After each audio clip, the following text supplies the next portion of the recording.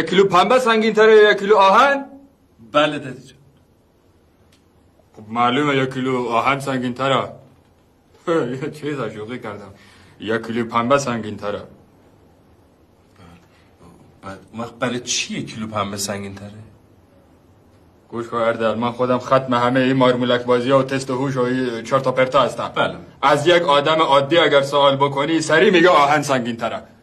ولی من دست تو رو خوندم. میدونم که پنبه سنگین تره. این جواب میدم که بخوره تو پوزت. پنبه سنگین تره. دادی جان من سوالمو ببینین یه دفعه دیگه تکرار کن.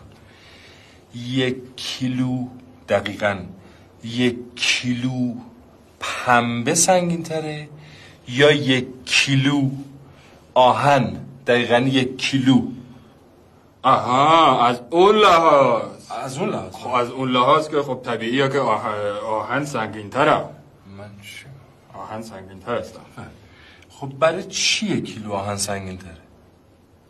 گوش کن چلبک، دیگه از من گذشته، از من سن و سال گذشته. اعصاب من پیرمرد اینقدر خراب نکن، بر من افت داره این سوالا. خودت حالا جواب درستشو بگو، بعدا راجع به جزئیاتش میشینیم با هم صحبت میکنیم دیگه. جان الان رو آنتنی مردم دارن نگاه میفهمن. خب میبینن که میبینن دیگه. بر من زشته که از این سوالات اول دبستانی از من بپرسی. اصلا دایی جان میخوای